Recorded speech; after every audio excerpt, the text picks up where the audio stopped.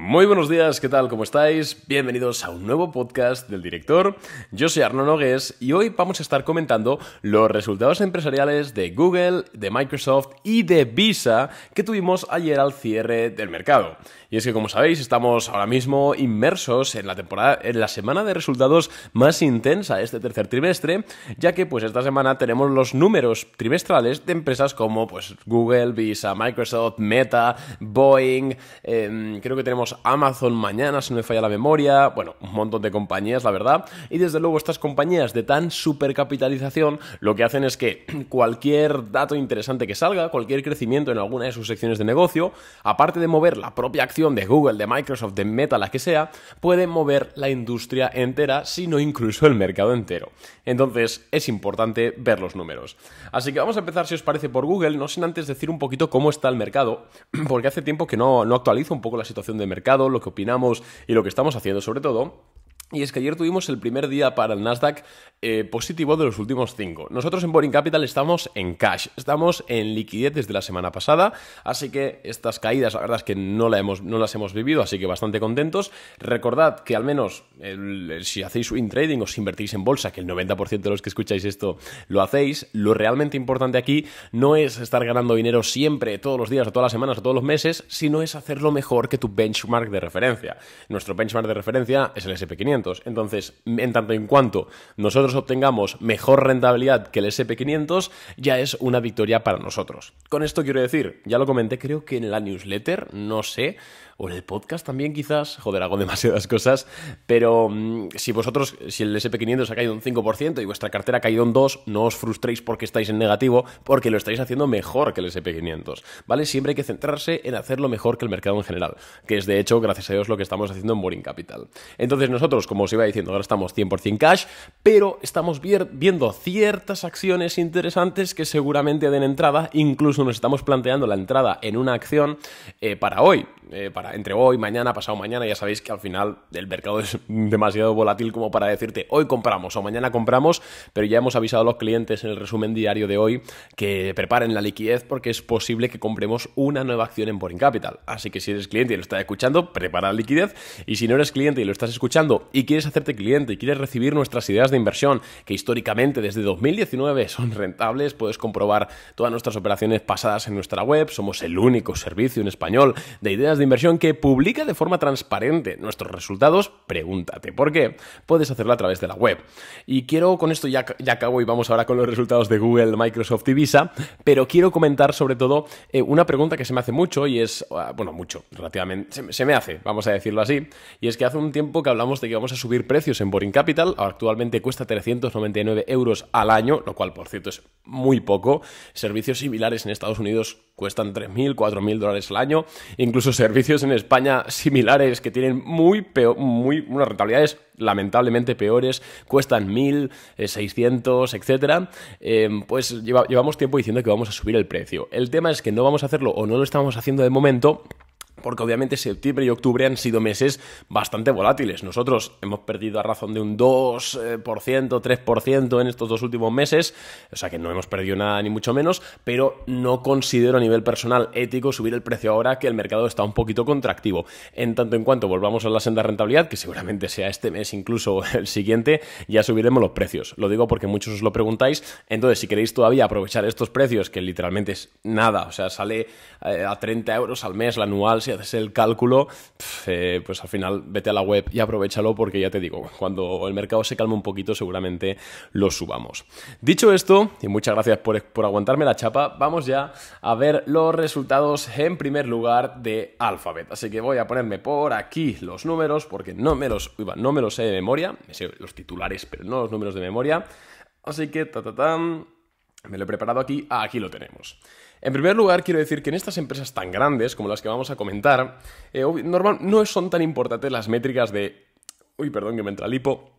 no son las métricas de EPS y de ventas tan importantes como en otras empresas quizás más pequeñas.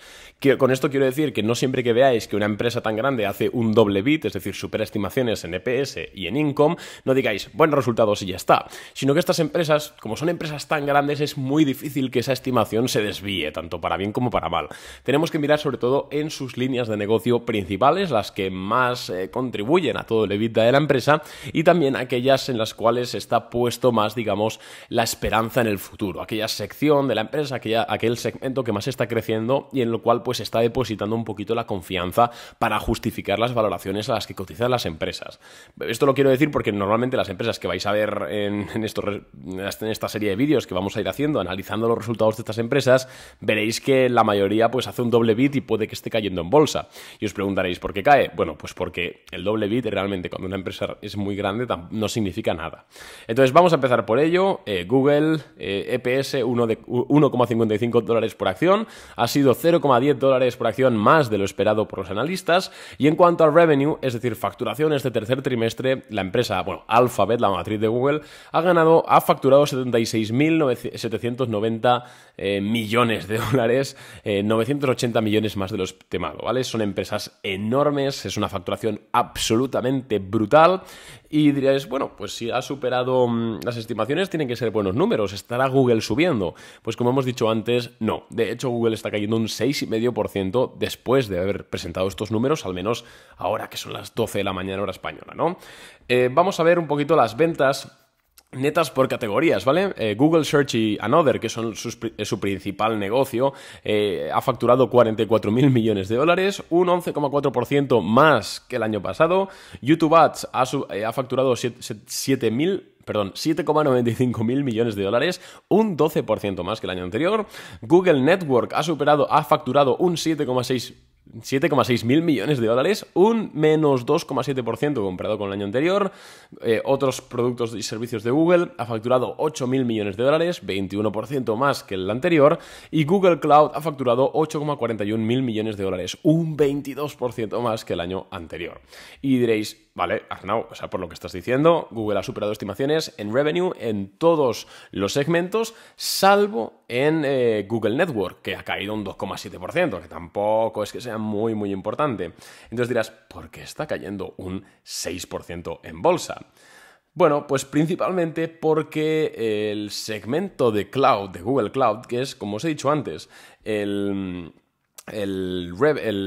segmento, en este caso de Google, en el que los analistas más esperanzas están poniendo a nivel de crecimiento, de que sea un core de negocio fuerte durante los siguientes años, ha crecido un 21% año tras año, pero sin embargo ha crecido menos de lo que los analistas esperaban.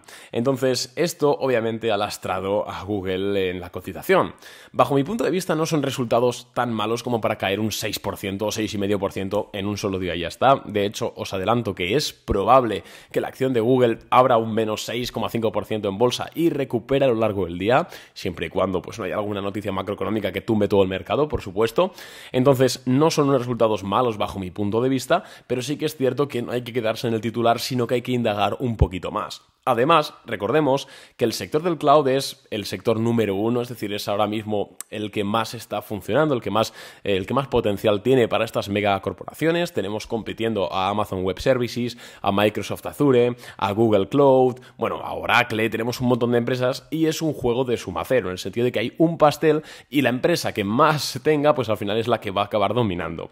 Por eso, estos datos de crecimiento en los sectores de cloud son tan sensibles a comparaciones. Y digo esto porque vamos a ver ahora los resultados de Microsoft.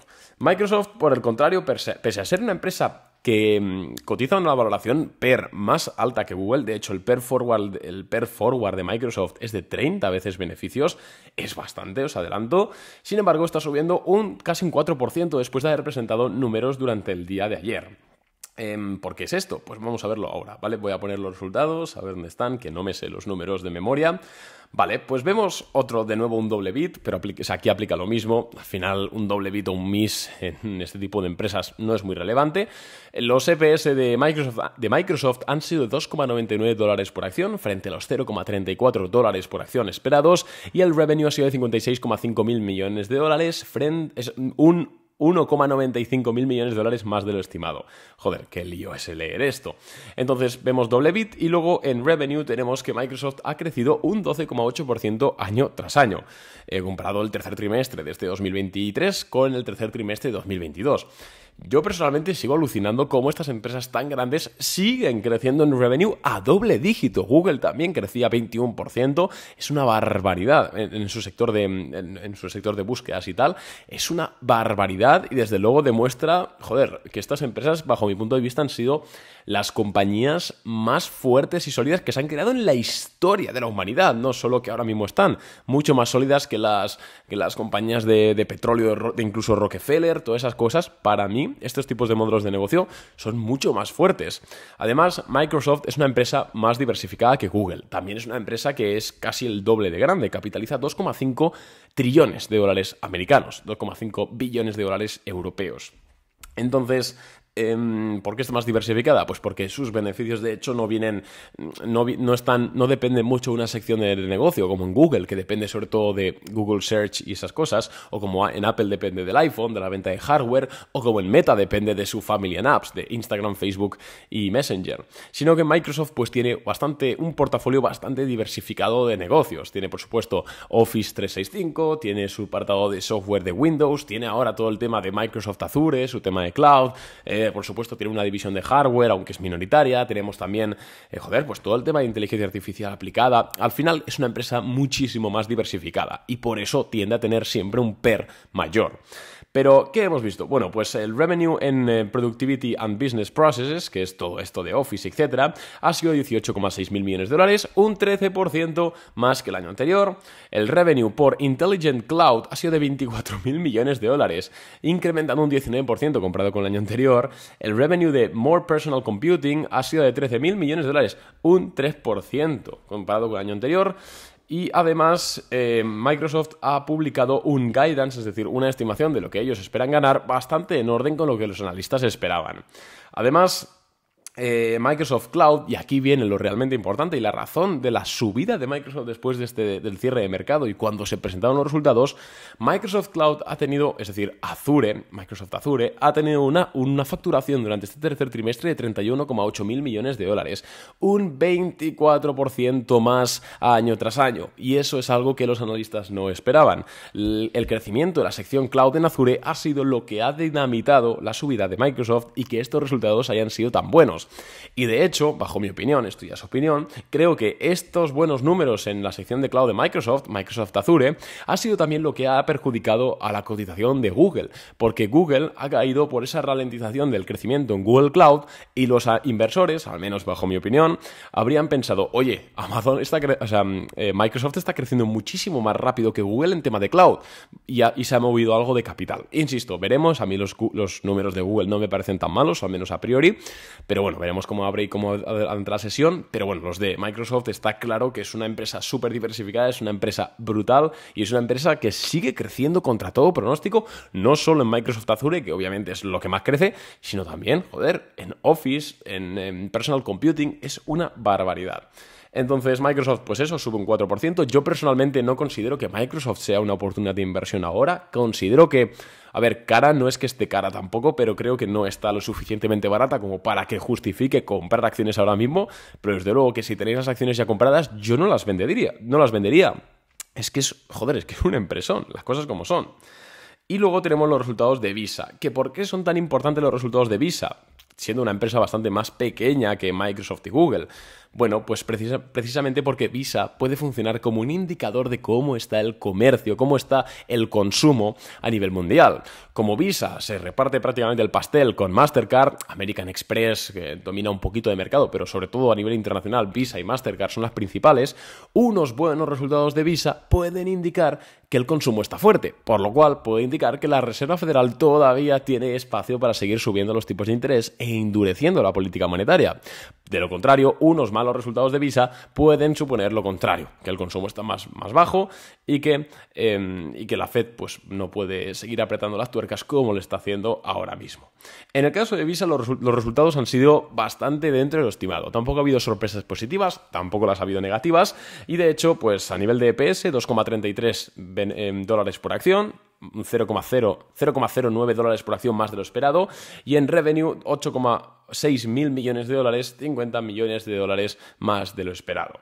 Entonces, un doble beat, pero insisto, para estas empresas tan grandes, pues la verdad es que sin más, vamos a decirlo así, ¿no?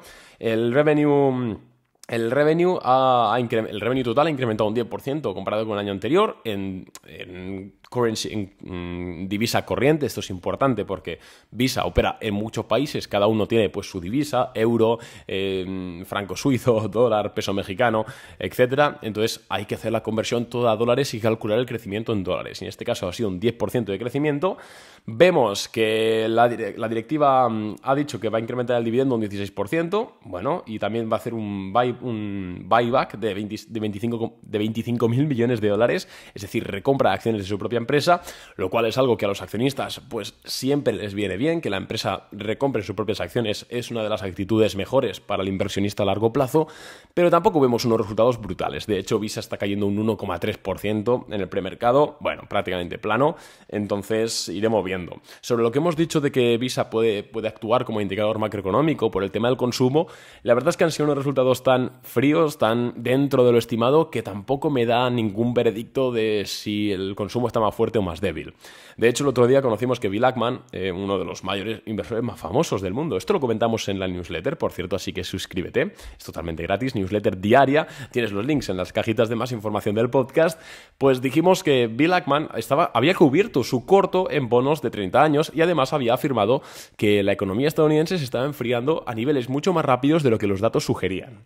No sabemos si Bill Ackman tiene razón, es una postura bastante contraria a, por ejemplo, la que tiene Jamie Dimon, el CEO de JP Morgan, pero lo cierto es que, bueno, según Bill Ackman, seguramente la economía pues esté más tirando para abajo, que yo, la verdad es que personalmente ya, creo que estoy más de acuerdo con Bill Ackman que con JP Morgan, que con Jamie Dimon, pero bueno, el tiempo dirá, ¿no? La cosa es que con los resultados estos de Visa tampoco podemos sacar ninguna conclusión fuerte a nivel macroeconómico. Entonces, este es un poco el resumen de los resultados de estas tres empresas, de estos tres mastodontes. Espero que os haya gustado el podcast y, como siempre, vuelvo a recordar, si quieres hacerte cliente de Boring Capital, tienes todos los enlaces en la descripción, así como nuestros resultados pasados, para que puedas ver con transparencia lo que hacemos, lo que dejamos de hacer y ya está. Así que, amigos, un abrazo y nos vemos en el siguiente episodio.